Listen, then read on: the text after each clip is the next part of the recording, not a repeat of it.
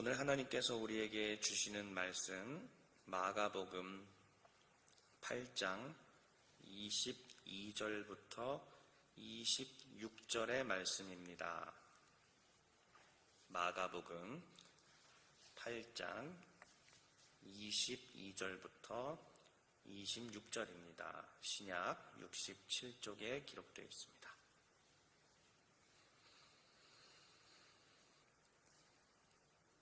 우리 마가복음 8장 22절부터 26절을 저 한 절, 여러분 한 절 교독하여 하나님의 말씀을 받들겠습니다.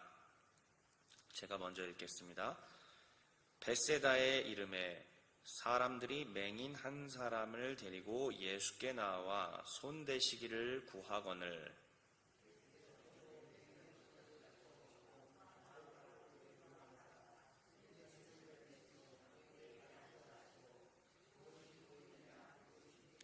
쳐다보며 이르되 사람들이 보이나이다. 나무 같은 것들이 걸어가는 것을 보나이다 하거늘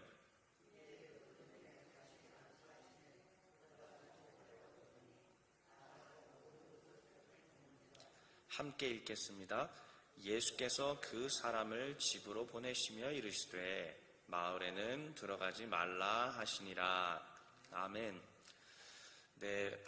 마가복음의 드디어 1막이 끝나는 장면입니다. 오늘 본문으로서 갈릴리 사역이 마무리가 됩니다. 갈릴리 사역, 여러분 말씀 묵상하시면서 또 새벽 설교 들으시면서 어떠한 느낌을 받으셨는지 궁금합니다. 어떠한 인상이었는지 궁금합니다. 갈릴리 사역을 다시 한번 정리를 해보자면 이래요. 갈릴리, 버림받은 땅. 갈릴리, 전쟁이 넘쳤던 땅. 갈릴리, 가난한 사람들이, 병든 사람들이, 귀신 들린 사람들이 아무런 소망이 없이 거기서 버성기며 그렇게 살아가는 그러한 곳이 바로 갈릴리였습니다. 그런데 메시아라고 불리는 예수님께서 구약의 하나님의 예언대로 버려진 땅 그 갈릴리에서 사역을 시작하시게 됩니다. 부유하고 권력이 있던 땅이 아니라 버림받은 땅 갈릴리에서, 그것은 단순히 가난하고 헐벗고 굶주린 사람에게만 관심이 있어서가 아니라 이미 구약에 그렇게 예언이 돼 있습니다. 그래서 구약의 예언대로 예수님께서 갈릴리에서 사역을 시작하시게 됩니다. 이 갈릴리 사역을 하는 동안에 예수님은 여러 가지를 하신 것 같지만은요, 축약을 해보면 아주 간단해요. 첫째는 뭐냐? 하나님의 나라가 왔다고 선언하셨습니다. 그러니까 이전과는 다른 시대다. 다시 말하면은 내가 진짜 하나님의 아들이니까 하나님의 아들이 왔기 때문에 이젠 정말 하나님의 나라가 시작된 거다. 두고 봐라. 다른 모습을 보여줄게. 이렇게 얘기를 하시고, 그러면서 예수님께서 하나님의 아들이시라는 것들이 서서히 증명되기 시작하는데, 그 증명됐던 이유가 뭐냐면 귀신이 떠나가요.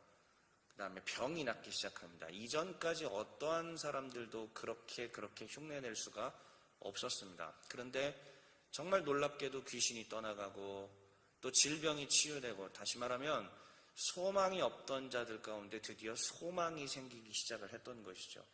이게 예수님께서 갈릴리라고 하는 곳에서 하셨던 놀라운 사역이었습니다. 그를 통해 사람들은 저분이 메시아인가 라고 생각하게 됐던 거죠.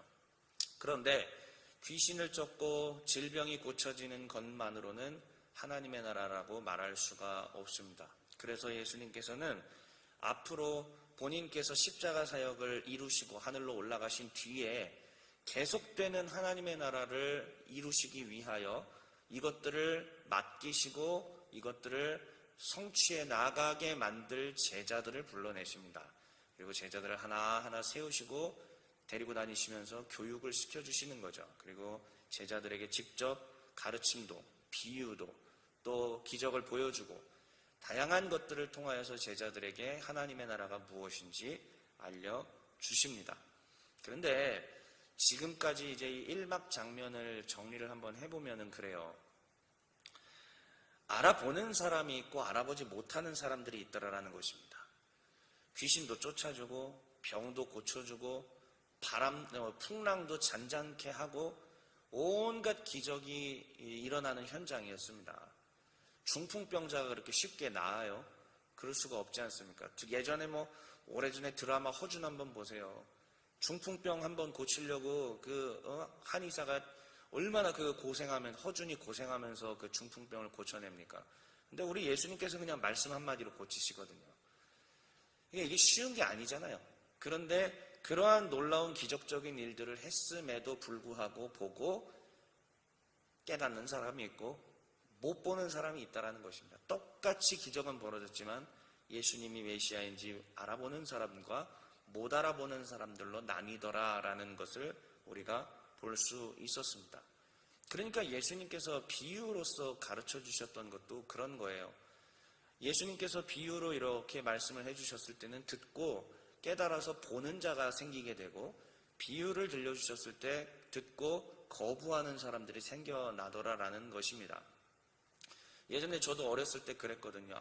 정말 노아의 방주가 발견만 되면, 또 아니면 법궤가 발견만 되면, 또 이랬던 성경의 유적들이 발견만 되면 사람들이 다 예수님 믿지 않을까, 제가 아주 꼬맹이 시절에 그런 식으로 치기 어린 말들을 했는데요. 제가 확신합니다. 지금 노아의 방주가 발견되고 법궤가 발견되고 어떠한 것들이 발견된다 할지라도 안 믿습니다. 안 믿을 사람들 안 믿어요. 그러니까 결국은 성경이 우리에게 보여주는 것은 하나님을 믿고 안 믿고, 예수님을 믿고 안 믿고는 단순히 어떠한 증명이나 이런 것들로, 기적만으로도 이루어질 수는 없는 것이다. 하나님께서 그 마음 가운데 생명의 씨앗을 주시고 주님께로 오게 하시지 않으면 그 누구도 보거나 믿을 수가 없다라는 것을 바로 이 마가복음 내용들이, 복음서 내용들이 우리에게 가르쳐주고 있는 것입니다. 특별히 아직까지도 사람들은 예수님을 못 알아봐요. 귀신들만 제대로 알아봅니다. 그리고 저 멀리 더 버림받은 땅, 더 이방 땅이라고 했던 두로와 시돈 지역의 수로보니게 여인 정도, 오히려 유대인들이 아닌 버림받은 이방인 정도만 예수님을 은근하게 알아보는 정도. 정작 유대인은 못 알아봐요. 보고 있어도 오랫동안 수천 년을 자신들이 율법을 지켜왔고 율법을 행해왔으면서도 율법을 주신 분이 지금 눈앞에 와 있는데 전혀 못 알아봐요. 보고 있어도 보는 게 아니에요. 그러니까 이 성경을 통해서 우리는 이러한 부분들을 깨달을 수가 있습니다. 그러면 메시아를 못 봤던 자들이 도대체 어떤 자들인가? 1막 전체를 쭉 봤더니 이래요. 대표적으로 다 아시는 바리새인, 또 바리새인들 중에서도 서기관과 바리새인은 좀 달라요. 바리새인은 학파고 서기관은 이 직업입니다. 그래서 바리새인들 중에도 서기관이 있고 다른 쪽에도 서기관이 있습니다. 그러니까 바리새인 쪽, 그 다음에 서기관들, 그 다음에 심지어 예수님의 가족들, 그 다음에 더 재밌는 것은 지금 예수님이 데리고 다니시면서 교육하시는 이 제자들, 못 알아봐요. 그렇게 보여주신 애들도 못 알아봅니다. 마가복음이 우리 가운데 이것들을 가르쳐주는 겁니다. 그러면 우리가 오늘 8장 이제 마지막, 1막의 마지막이잖아요. 이 앞에 있었던 7장 내용들을 쭉 딱 봤더니 그런 게 있어요. 바리새인들, 서기관들이 와가지고 예수님하고 또 논쟁을 벌입니다. 그런데 예수님이 이게 무슨 논쟁이냐면 고르반 논쟁이라고 하는데, 이 고르반이라는 게 뭐냐면 내가 가지고 있는 이게 재산이나 물건이 있어요. 근데 내가 이거를 고르반 하면은 뭐냐면은 하나님 앞에 다 그냥 헌물로 드리겠다라는 얘기죠. 그런데 예수님 당시 때에 많은 젊은 사람들이 이 고르반을 악용을 했습니다. 율법에 따르면은 부모를 섬기고 부모를 봉양해야 되는 마땅한 의무가 있어요. 마음속으로부터 진심으로 부모를 사랑하고 존경하여서 섬겨야 되는 마땅한 의무가 있는데, 고르반이라고 하면은 그거를 그냥 하나님 성전에 드려버리게 되고, 더 나아가서 이런저런 세탁 과정들을 통해서 자기가 다시 차지할 수 있는 그런 방법이 있었습니다. 쉽게 얘기하면은 부모 안 섬기겠다라는 얘기죠. 그 돈을 내 부모를 봉양하는데 사용하지 않고 적당한 금액을 성전에다가 위탁을 해요. 이런 식으로 그 당시에 젊은 사람들이 했다라는 얘기예요. 예수님께서 얘기하십니다. 아니, 너희들이 그렇게 율법을 잘 지키고 너희들이 그렇게 하나님 말씀대로 한다고 하는데, 너희들이 하나님 나라를 기다린다고 하고 너희들이 메시아도 기다린다고 하는데, 내 부모를 공경하라라고 하는 이 10계명에서 있어서도 굉장히 중대한 말씀인데, 이것조차 너희가 그 율법의 근본 정신을 제대로 지키지 못하면서 뭐를 그렇게 세부 규정을 만들어 놓고 이래 해라 저래 해라 하는 게 과연 가당키나 하냐. 율법의 근본 정신도 너희들이 지키지 않고 파괴시켜 놓으면서 고르반 지키는 게 그게 뭐가 그렇게 중요한 거냐 이거죠. 고르반도 율법에 물론 있지만 그거보다 더 중요한 거는 부모를 공경하라는 그 더 큰 이것이 이것이 율법의 근본 정신인데 이거를 하기 싫어가지고 다른 율법 뭐 이렇게 세세하게 해가지고 하고 있으니 그거는 하나님께서 애시당초 주셨던 율법과 전혀 무관한 방법으로 가고 있다는 거예요. 예수님이 그렇게 지적하십니다. 아니면 그러니까 이들은 오랜 세월 율법을 가지고 율법을 행해왔으면서도 눈으로 율법을 보고 있으면서도 그 율법을 제대로 못 본다라는 말이에요. 예수님을 눈앞에 메시고도 있어도 보고 있어도 못 보는 사람들, 대표적인 사람들이 바로 지금 말씀드린 율법을 가지고 율법에 천착되어서 오히려 율법의 근본 정신을 못 보는 사람들, 똑같은 겁니다. 그러니까 예수님이 이거를 비유로 들어드려요. 그리고 곧바로 이 이야기 직후에 예수님이 또 뭐라고 그래요, 제자들한테. 얘들아, 바리새인하고 헤롯의 누룩을 조심해야 돼. 그랬더니 예수님은 이것도 비유로 얘기하신 거예요. 그래서 제자들이 또 떡이 없는데 무슨 누룩? 예수님께서는 지금 그 바리새인들의 교훈들, 그들이 가르쳐주는 잘못된 것들을 그거 조심하라고 지금 얘기하시는 거잖아요. 근데 누룩 얘기 나오니까는 그저 그냥 나 떡 없는데 누룩이 어디 있어? 이러고 못 알아본다는 얘기예요. 그러니까 예수님께서는 얼마나 답답하시는지 거기에 대해서 그게 아니잖아. 지금 내가 떡 얘기하는 게 아니잖아 하면서 말씀을 가르쳐 주십니다. 그러니까 8장 18절엔 이렇게 얘기하고 있어요. 너희가 눈이 있어도 보지 못하며 귀가 있어도 듣지 못하는도다. 이게 바로 제가 생각할 때 갈릴리 사역 속에서 많은 사람들이 보여주었던 태도라고 생각합니다. 그러니까 예수님이 책망하시는 거예요. 눈은 있지만 못 본다. 귀가 있지만 못 듣는다. 예수님은 지금 굉장히 답답하십니다. 이 제자들을 키워서 하나님 나라를 보여줘야 되고 이들이 하나님 나라를 이해해야 되고 이들을 통해서 예수님의 부활, 승천, 죽음과 부활과 승천 이후에 이들을 통해서 하나님 나라가 전도가 돼야 되고 전파돼야 되는데 아무것도 몰라요 지금. 하나님 나라의 가르침을 주어도 떡 얘기나 하고 있고 알아채지도 못하고 있고 무엇이 하나님 율법의 근본 정신인지 제자들이 전혀 눈치를 못 채고 있으니까 예수님이 아주 지금 답답한 지경 가운데 있습니다. 오래도록 데리고만 있으면 뭐합니까? 오래도록 예수님을 따라다니기만 하면 뭐합니까? 아무런 생각이 없고 아무런 성장이 없고 아무런 발전이 없는데.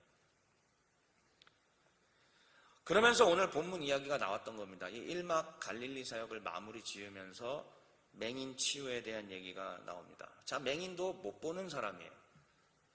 예수님께서는 단순히 맹인을 고쳐준 것으로 끝낸 게 아니라 이것을 통해서 하시고자 하는 메시지가 이 안에 들어있습니다. 자, 제자들에게 바로 앞에까지 너희들이 보고도 못 보냐? 귀가 있어도 못 듣느냐라고 예수님이 책망하시잖아요. 그리고 직후에 맹인을 고쳐주십니다. 봐라, 이 맹인은 못 본다. 그런데 이 맹인을 예수님께서 1차로 안수하여 주십니다. 왜 굳이 중풍병도 나병도 한 번에 말씀만으로도 고치는 분인데 왜 굳이 이렇게 불완전하게 두 번에 나눠서 고쳤을까요? 이거 다 이유가 있어요. 예수님이 하신 이유가. 자, 보세요. 맹인도 못 보죠. 1차로 안수를 하는데 보입니까? 라고 얘기했더니 보여요. 사람들이 보입니다. 그리고 나무 같은 것들이 걸어다닙니다. 라고 이야기를 하잖아요. 이거는 뭐가 이상한 거예요. 사람을 지금 나무 같은 걸로 보고 있지 아직 눈이 제대로 안 보인다는 뜻이죠. 뭔가 이전보다는 나아져서 보이기는 보이는데 불완전하게 보고 있다라는 말씀입니다. 아니 예수님이 굳이 이렇게 불완전하게 치료하실 이유가 뭐예요? 그럴 이유가 없어요. 근데 이것은 제자들이 지금 이러한 현재 상태라는 것들을 보여주시기 위해 너희도 뭔가 보는 것 같기는 한데 너희도 메시아인 나 예수와 함께 다니니까 너희도 교회 나오고 신앙생활 하니까 너희도 기도도 하고 너희도 때로는 뭔가 체험도 있고 너희도 때로는 성경을 보니까 뭔가 아는 것 같은데 그런데 제대로 보지 못하는구나. 제자들에게 그리고 오늘날 우리의 성도들에게 이것을 알려주시기 위해서 예수님은 두 번에 나눠서 이와 같은 치유를 하시는 겁니다. 결국은 예수님께서 한 번 더 안수를 하시니까 그제서야 온전하게 치유가 되어서 그 다음에 완전하게 보는 이러한 장면을 보여줍니다. 그러니까 제자들에게 던져주는 메시지인 거예요. 얘들아, 너희도 보긴 보되 제대로 못 보는구나. 듣긴 들어도 제대로 못 듣는구나. 그런데 이 사람이 온전케 된 것처럼 너희도 그렇게 돼야 되지 않겠느냐라는 말씀입니다. 이제 메시지를 전하고 마무리 짓겠습니다. 우리는 과연 얼만큼 눈이 떠졌을까요? 말씀을 전하는 저도 눈을 떠가고 있는 과정이고 아마 평생 눈을 떠가는 그런 훈련들을 하게 되겠죠. 그렇기 때문에 누구도 완전한 신앙을 말하는 것은 절대 아닙니다. 완전한 성화라는 것을 말하는 것도 결코 아닙니다. 그럼에도 불구하고 제자들과 같이 하나님 나라에 대해서 많이는 들어오고 또 교회 생활도 하고 신앙생활도 오랫동안 하긴 했지만은 여전히 하나님의 나라의 근본 정신을 바르게 이해하지 못한 채로 신앙생활을 한다면 그것은 사실 우리가 예수님의 도를 쫓아가는 제자로서의 삶이 아니라 종교 생활을 하는 사람으로 살았던 것은 아닌가 생각을 하게 되는 것입니다. 오랜 세월 교회를 다녔어도 또 직분을 받고 오랫동안 교회에서 봉사를 했다 할지라도 하나님 나라 이해 못할 수 있습니다. 예수님 못 볼 수 있습니다. 우리는 늘 그럴 수도 있다라는 것을 받아들이고 신앙생활을 할 때 조금 더 겸손하게 우리 주님께 나아갈 수 있다 그렇게 생각을 합니다. 두 번째로는 예수님께서 책망하신 이 책망을 우리도 때로는 책망을 받을 줄 알아야 한다는 사실입니다. 우리의 삶에 왜 풍랑도 찾아오고 고난도 찾아올까요? 고난에 대해서는 단편적으로 이유를 말할 수가 없습니다. 아무 이유 없이 찾아올 수도 있는 것이고 또 이유가 있어서 찾아올 수도 있는 것이기 때문에 고난을 맞이한 사람들에게 너 이래서 이랬지, 너 이래서 이랬지 단편적으로 절대로 이해할 수가 없습니다. 그런데 저도 오래 산 것은 아니고 조금밖에 살지 않았지만은 수많은 고난들과 역경들이 저를 휘몰아치고 그러면서 늘 이 고난에 대해서 생각을 하게 됐던 거예요. 왜? 이번엔 이유가 뭘까? 내가 잘못한 것도 있고 내가 잘못하지 않은데 또 그냥 찾아온 경우도 있습니다. 하지만 그것들을 생각하는 과정 속에서 무엇을 하게 됐냐면은 하나님이 도대체 나를 얼마나 사랑하시는가, 그리고 내 눈이 얼마나 가리워져 있는가, 하나님이 이 일을 통하여서 내 눈을 얼만큼 또 뜨게 하셨는가를 날마다 체크하면서 그렇게 살아왔습니다. 돌이켜보면 그러한 과정들을 통하여서 그리고 그 과정들을 기도로 이겨내는 과정 속에서 우리 하나님께서 내 눈을 또 요만큼 더 뜨게 하시는구나, 하나님 나라를 요만큼 더 보게 하시는구나 라는 것들을 제게 가르쳐 주셨습니다. 우리 사랑하는 주의 백성들, 우리 사랑하는 길벗 모든 하나님의 성도님들께도 고난이 이미 많은 고난들을 겪으신 분들이 계실 것이고 지금도 그 광야 한복판에 서 계신 분들도 계실 것입니다. 분명한 사실은 우리 하나님께서 그것을 통해서 내치려고 하는 것은 아니다. 성장과 그다음에 아직 떠지지 않은 그 눈을 조금 더 뜨게 하시려고 이러한 일들을 주셨을 수도 있다라는 사실을 가지고 우리 하나님 앞에 더 무릎으로 나아가는 우리 모두가 되기를 바랍니다. 믿음의 선조들께서 그렇게 눈을 떠 가셨죠. 그리고 믿음의 선조들께서도 어느덧 이제 좀 뭔가 보이네 했을 때 주님께서 부르셨습니다. 우리도 아마 그렇게 되겠죠. 한 걸음 한 걸음 어제보다 오늘 조금 더, 또 오늘보다 내일 조금 더 하나님을 배워갈 것입니다. 그렇게 배워서 이제 그래도 조금 주님을 알겠다 싶으면 그때가 주님이 우리를 부르실 때가 아닌가 이렇게 생각을 합니다. 1차 갈릴리의 사역을 마무리 지으면서 오늘 이 말씀을 함께 나누었습니다. 우리의 눈이 바라옵기는 모든 길벗의 교우들의 눈이 하나님 나라를 향하여 더 떠지고, 바라옵기는 더 어린 나이부터 더 이른 나이에 눈이 떠져서 하나님께 헌신하는 우리의 자녀들이 많이 나오기를 또한 간구하오며, 우리의 젊은이들이 하나님 나라를 보며 가슴속에 희망과 꿈을 가지면서 하나님의 교회를 또 하나님 나라를 아름답게 세워가게 되기를 주 예수의 이름으로 축원합니다. 이 시간에 우리 하나님께서 주신 말씀을 붙들고 기도하시고 또 각자의 기도 제목들을 붙들고 기도하시다가 자유롭게 돌아가도록 하겠습니다. 기도하겠습니다.